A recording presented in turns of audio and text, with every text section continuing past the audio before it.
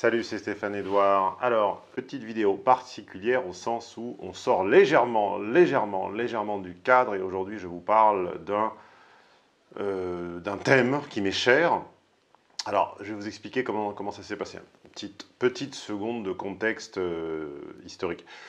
Alors, en réalité, moi, la productivité est une chose dont je n'avais pas conscience ou dont je me fichais un peu, car en réalité, chacun voit midi à sa porte et j'avais l'impression d'achever ou pas les tâches qui m'incombaient avec une certaine facilité parfois ou avec plus de besogne, plus de labeur à d'autres. Mais c'est en me comparant, parce que fatalement on a beau entendre dans les mauvais séminaires de psychologie féminin notamment qu'il faut apprendre à ne pas se comparer et à être heureux comme on est, mais moi j'aime bien la comparaison. La comparaison permet de créer l'insatisfaction et l'insatisfaction permet de créer la dynamique. C'est la dynamique personnelle, la dynamique de ses projets personnels, la force de son moteur interne, ce qui nous drive, ce qui nous motive, c'est l'insatisfaction du présent. Donc si on ne se compare jamais, on ne peut pas être insatisfait. Et donc l'insatisfaction, quand elle ne conduit pas à une jalousie maladive, évidemment, est un moteur très puissant dont je ne saurais me passer et que je vous conseille fortement d'utiliser. Je vous conseille fortement de vous comparer. Et donc en me comparant, je me suis rendu compte que j'avais un atout qui était la productivité. C'est vrai que je suis assez productif. Alors là, il va y avoir 2 secondes de ce qu'on appelle démonstration de valeur, c'est-à-dire de vantardise, de fanfaronnerie, de forfanterie. Bouchez-vous les oreilles si ça ne vous plaît pas. Mais c'est vrai que sur des critères à la fois subjectifs et objectifs, je me rends compte que en partant de pas grand-chose, j'ai globalement été plus productif, plus performé que d'autres à mon âge. Voilà, 39 ans, à moins de 40 ans, j'ai 2 sociétés, 2 appartements, bientôt 3. Je vis de ma passion. J'ai écrit 2 livres, enfin 3 en comptant l'e-book. 63 ou 64 demi-journées de conférences et de séminaires, donc ça pourrait faire, si je les avais publiés, une vingtaine ou une trentaine de livres. Vous savez que j'ai choisi, hein, c'est pas une difficulté à obtenir un éditeur, c'est un choix de vous les proposer sous format comme ça, streaming, vidéo, audio, conférence. Mais globalement, quand j'ajoute tout cela, bon, plus d'autres petits détails, petits objectifs personnels atteints que je ne vais pas lister parce que, encore une fois, mon caractère ne me pousse pas à la forfanterie, je ne suis pas un vantard, je ne suis pas un fanfaron. Beaucoup d'autres youtubeurs, voilà, crânés, vous les voyez, hein, ça fait 10 ans qu'on les voit, hein, ça fait 10 ans que je les vois également avec leurs revenus en cash. Hein. Je me rappelle à l'époque où la mode du développement personnel en France est arrivée, je voyais les petits blogueurs qui étaient quasiment tous des anciens clients à moi, hein, Aurélien et compagnie, qui sont tous des anciens clients à moi. Je les voyais publier leurs comptes, des photos, des captures d'écran de leur compte PayPal pour démontrer à qui en douterait qu'ils avaient été en mesure de générer 5, 10 000 euros comme ça sur un mois. Et voilà, il fallait montrer, c'était la course hein, de l'hétéro-binaire de base, évidemment, a toujours cette propension à se comparer la zigounette dans le vestiaire. Hein. Bon, j'ai la chance ou la malchance d'être né avec une grande zigounette, et donc forcément, c'est pas à cette comparaison-là que je m'adonne. Voilà, je m'adonne à d'autres comparaisons, mais pas la taille de la quéquette. J'en ai pas besoin, ça va. Et donc du coup, voilà. J'ai jamais comparé la puissance de mon moteur et j'ai jamais comparé mes revenus, mais c'est vrai que, bon, pour information, hein, ces gens-là en général ont une boucle, ont un cycle de carrière assez court parce ils se font souvent prendre la main dans le sac pour différents petits menus forfaits ou pour vendre du vent ou du vide, comme c'est souvent le cas. Mais en tout cas, quand on objectivise et quand on objective ou qu'on objectivise, je ne sais pas lequel de ces 2 néologismes est le moins incorrect, quand on objective, dirons-nous, les performances eu égard à l'âge, on va dire que je me place pas mal. Bien sûr qu'il y a mieux, je pourrais être Christian Grey à 27 ans à la tête d'une multinationale de 40 000 personnes, mais je ne suis pas un rentier, je n'ai hérité de rien et je n'hériterai de pas grand-chose. Et à la force du poignet venant de la petite banlieue de Nice, hein, banlieue ouest, juste au-dessus du quartier Lariane, pour ceux qui connaissent, J'estime qu'avoir plusieurs sociétés, plusieurs biens immobiliers, tout en faisant un travail qui nous passionne et en payant toujours 100% de ses impôts en France, hein, je me fais égorger d'impôts depuis 2006, depuis 11 ans maintenant, hein, je pourrais avoir, comme d'autres pseudo-banquiers et conseillers du web, je pourrais avoir ma société aux îles Caïmans, dans le Delaware ou à Hong Kong, hein, pour ne pas payer les taxes. Je paye mes impôts depuis 11 ans en France. Et sinon, je serais objectivement multimillionnaire si j'avais, j'allais dire outsourcé, si je m'étais comme ça dispensé de m'acquitter de mon devoir juridique et moral. Bref, quelque chose dont je suis très fier, effectivement, c'est la productivité. Et donc, ne me comparant pas, enfin, comment dire, avant cette bonne praxis, avant cette prise de bonne habitude consistant effectivement à objectiver et à comparer, je ne me rendais pas compte que j'étais productif. Il me semblait que tout le monde, plus ou moins, produisait et travaillait à la même vitesse. Et c'est en me rendant compte que ce n'est pas le cas du tout, en me comparant et en voyant que les gens mettent parfois 50%, 100%, 200%, 300% plus de temps à faire ce que je fais sur la même durée. Hein. Dans le séminaire productivité, je vous parlais notamment, je vous racontais comment je commençais souvent mes contrôles d'une heure. Je les commençais, un contrôle de physique par exemple qui commençait à 8 heures, qui devait se terminer à 9 heures, je le commençais à 8h45. Les 45 premières minutes, je bâillais un peu aux corneilles. Et donc, à force de comparaison n'est pas raison, mais bon, comparaison, encore une fois, c'est ce qui drive, c'est ce qui donne l'étincelle. Je me dis, mais c'est pas possible, je dois avoir intégré à mon insu presque des réflexes productivité. Alors j'en ai fait un séminaire entier, dont vous trouverez le lien ci-dessous, un séminaire très pratique, très concret, avec que des conseils concrets, et j'ai envie de vous en livrer 3 aujourd'hui, 3 gratuits, voilà, il y en a beaucoup plus détaillés, c'est beaucoup plus pragmatique, beaucoup plus technique dans le séminaire, mais aujourd'hui, voilà, 3 conseils de productivité au bureau. Au bureau, hein, donc on va se circonscrire au petit cercle de 2 mètres qui m'entoure. 3 objets qui vont améliorer votre productivité dans le contexte du bureau. Si cette vidéo vous a plu et si des conseils aussi techniques et aussi pratiques que cela vous parlent, si vous les recevez avec plaisir, donc montrez-le avec les pouces notamment et les commentaires. Si je vois qu'ils vous ont plu, eh bien je ferai une autre vidéo sur 3 conseils de productivité en dehors évidemment du contexte du bureau, donc on parlera de la vie quotidienne. 3 conseils de productivité dans la vie quotidienne d'une personne normale, socialisée évidemment. Mais aujourd'hui, 3 petits détails que vous, selon moi, que vous ignorez au travail, dans votre environnement professionnel et qui pourraient très facilement augmenter de 10, 20, 30% votre productivité. Alors on va commencer avec un qui est quelque chose sur lequel je tanne tous mes collaborateurs, 100% de mes collaborateurs, quand nous démarrons une collaboration ensemble, hein, vous savez, je n'ai pas la passion du management, donc je n'ai pas une équipe fixe de gens enfermés dans une pièce qui travaillent pour moi, j'ai des collaborations ponctuelles de gens qui peuvent être dans différents pays, dans différentes villes. Clément, par exemple, étant un des derniers, la première chose que j'exige, c'est ceci. Alors, je vais vous montrer de quoi il s'agit. Voilà. Cet objet-là, je vais vous laisser quelques secondes pour deviner ce dont il s'agit. C'est ce qui permet de connecter un ordinateur récent, car les ordinateurs récents sont fins et sont dénués de ports Ethernet. C'est ce qu'on appelait, c'est ce qu'il y avait jusqu'aux années 2012-2013. Les ordinateurs avaient des ports Ethernet, c'est-à-dire simplement le câble permettant de vous connecter à ce qu'on appelle la box et de recevoir l'Internet par fil.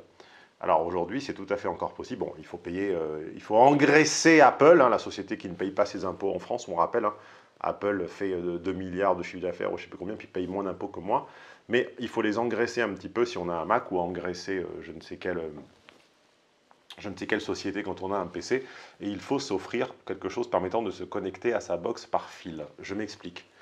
Le Wi-Fi, que j'utilise comme tout le monde, hein, ne me faites pas l'affront de m'expliquer qu'aujourd'hui on a le Wi-Fi. Je suis au courant, merci. Le Wi-Fi est une solution de confort. Le Wi-Fi, hein, c'est-à-dire la capacité à attraper par les ondes Internet sans fil, est avant tout une solution de confort, de praticité, de mobilité, n'est pas une solution de performance. Si ça fait très longtemps que vous n'avez pas connecté ou utilisé un ordinateur filaire, vous allez découvrir que votre connexion, d'abord votre connexion Wi-Fi est souvent très très peu optimisée. Pourquoi? Parce que toutes les box de tout votre voisinage se marchent l'une sur l'autre en termes de bande passante. Et en général, vous ne savez pas, je vous l'expliquerai dans une autre vidéo, dans la seconde, si vous me la sollicitez ci-dessous, je vous apprendrai comment gratuitement optimiser les fréquences de votre Wi-Fi afin d'utiliser les bandes de fréquences que vos voisins laissent libres et donc améliorer la vitesse de votre connexion de 20, 25, 30%, voire parfois 50% gratuitement. Ce n'est pas le sujet du jour. En tout cas, quelle que soit la répartition des fréquences du Wi-Fi dans votre entourage, sachez que ce n'est pas une vitesse optimale et que quand votre activité de travail quotidienne implique de vous connecter à des sites internet, comme c'est mon cas, implique de Skyper, c'est-à-dire d'utiliser des messageries avec caméra, FaceTime, audio, etc., vous n'imaginez pas les secondes de perte qui s'accumulent et qui deviennent des minutes et des dizaines de minutes à la fin de la journée parce que simplement, vous utilisez une connexion filaire en connexion fixe. Bien entendu, quand je me déplace, quand je vais sur ma terrasse, quand je suis en week-end, en déplacement, je suis également en Wi-Fi. Je ne me balade pas avec une pelote de fil de 10 mètres de câble Ethernet avec moi. Néanmoins, pour le travail sédentaire assis à mon bureau, je ne suis jamais en Wi-Fi, je suis en communication filaire. C'est le moyen de gagner des dizaines de minutes à la fin de la journée par accumulation de petits gains ponctuels sur le chargement des pages. Et deux, quand vous conversez avec des gens par Skype ou par une quelconque, encore une fois, messagerie vocale et audio, et bien là on parle de mégas et de dizaines de mégas comme ça qui s'échangent à la seconde, et on s'évite toutes les coupures et les allô je te rappelle, et les allô je ne t'entends pas, etc. etc. C'est pour ça que quand, notamment, vous m'entendez en phone coaching, quand vous pensez que si le client n'entend pas, c'est parce que la ligne n'est pas bonne. En tout cas, ce n'est pas de mon côté, je suis en liaison filaire. La liaison filaire, au moins, c'est stable dans le temps. Il n'y a pas un débit qui accélère et qui ralentit. Et croyez-moi, à la fin de la semaine, quand vous vous êtes évité une 17, 22, 25 rappels de gens pour je sais pas, je comprends pas, attends, le Wi-Fi capte pas bien là où je suis, attends, je me déplace d'un mètre ou pas, eh bien vous en êtes ravis. Donc le travail sédentaire, vous avez tout à gagner à investir dans un câble Ethernet, ça vaut 5 à 10 euros sur Amazon selon la longueur, et un petit adaptateur chez Apple ou chez le concurrent Microsoft, afin de permettre un gros débit à votre ordinateur. Deuxième conseil productivité, je l'ai à côté de moi, là je vous en ferai un petit, je vais le déplacer, je vais vous la filmer. Elle est très très moche, mais c'est une imprimante avec un truc magique par-dessus. C'est une multifonction évidemment, donc elle scanne bien entendu, elle faxe, bon on s'en fout du fax, mais enfin elle imprime et elle scanne, mais notamment elle scanne avec ce qu'on appelle un chargeur tiroir. Et c'est ça le gain productivité. Si votre activité quotidienne implique pas seulement de taper du code comme un développeur de base, mais que vous avez une vie administrative, hein, si vous avez si vous avez une vie administrative, je sais pas, si vous avez plusieurs comptes bancaires ou plusieurs biens immobiliers ou vous gérez plusieurs activités en parallèle, vous êtes en permanence à évidemment devoir renvoyer des documents remplis. Là, je vais le faire pour ouvrir un autre compte bancaire en Italie parce que ma banque me saoule. Donc je vais passer à une banque en ligne, eh bien, je vais devoir signer des contrats et les renvoyer, évidemment, les renvoyer signés, scannés. Eh bien, le gain de productivité énorme, c'est évidemment pouvoir dégrafer un document, signer, paraffer les pages et le rescanner. Alors vous allez me dire, oui, mais si je n'ouvre pas de compte bancaire toutes les semaines, ça ne me sert à rien. Non, ça vous servira toujours parce que je l'explique très bien dans le séminaire productivité. Il n'y a pas une productivité, il y en a plein, hein, mais il y a une sous-productivité qui s'appelle la créativité. Et en fait, une des grandes techniques de boost de sa créativité personnelle, c'est de changer de support.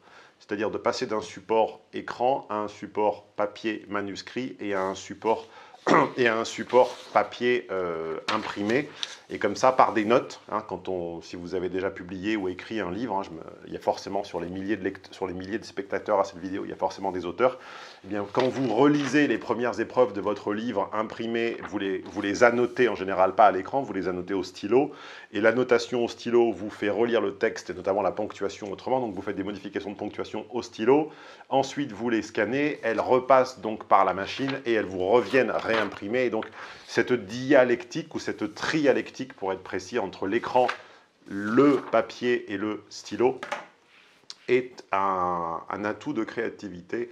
Je ne m'étends pas plus sur le sujet pour l'instant, mais encore une fois, si vous avez une vie, voilà, si vous avez un peu une vie remplie, si vous avez si vous gérez vous-même votre aspect administratif et logistique, vous ne pouvez échapper au scan de documents.